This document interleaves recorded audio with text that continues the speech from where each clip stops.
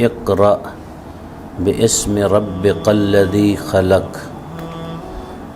کل ہم نے آپ کو بتایا تھا کہ آپ صلی اللہ علیہ وآلہ وسلم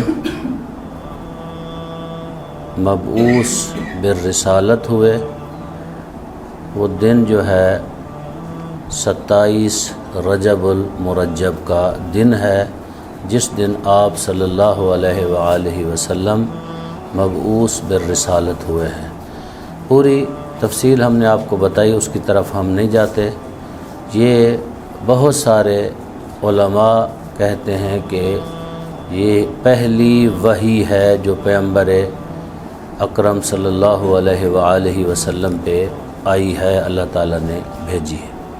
سب سے پہلی وحی یہی ہے۔ بعض لوگوں نے اختلاف کیا ہے، بعض لوگوں نے آگے جا کے ان آیات کو کچھ اور لوگوں کے لیے کوشش کی ہے، لیکن حقیقت یہی ہے کہ سب سے پہلی وحی جو آپ کے اوپر آئی وہ انہی آیات سے آغاز ہوا۔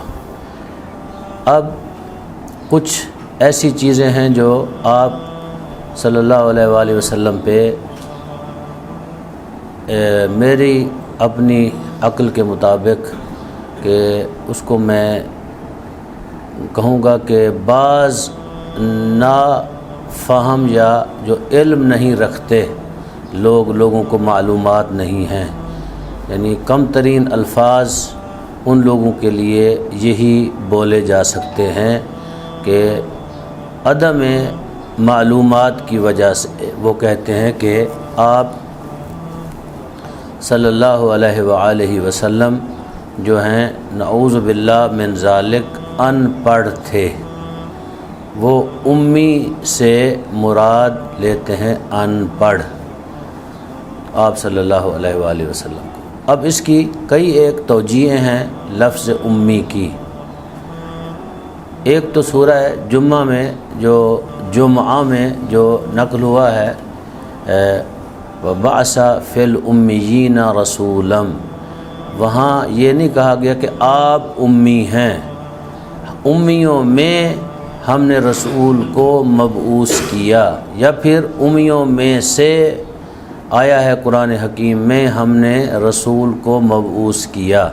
اس کا یہ ہرگز مطلب نہیں ہے کہ امیوں سے یا امیوں میں رسول کو مبعوث کریں وہ بھی ان پڑھ ہو۔ یہ ہو سکتا ہے کہ ایک پورا معاشرہ، ایک قوم، قبیلہ سارا ان پڑھ ہو، ایک بندہ پڑھ جائے، یہ بھی تو ہو سکتا ہے۔ یہ آپ کے سامنے کئی ایک مثالیں موجود ہیں۔ اور دوسری توجیہ یہ ہے کہ لفظ امی جو کہا گیا ہے ام القرا کی وجہ سے امی کہا گیا ہے آپ صلی اللہ علیہ وآلہ وسلم کو، کیونکہ مکہ کا جو وہ رقبہ ہے، احاطہ ہے، اس کو ام القرا یعنی تمام زمینوں کی کیا ہے ماں کہا جاتا ہے، ام القرا، اس لیے آپ کو امی کہا گیا ہے۔ تیسری توجیہ ایک یہ بھی ہے لفظ امی کی، وہ یہ ہے کہ امی سے مراد یہ ہے آپ صلی اللہ علیہ وآلہ وسلم یہاں دنیا میں کسی کے پاس نہیں پڑھے، اس لیے آپ کو کہتے تھے لوگ یہ کسی کے پاس نہیں پڑھے۔ اور یہ بھی ضروری نہیں ہے کہ کوئی کسی کے پاس پڑھے تو تب کیا ہے پڑھ جائے گا۔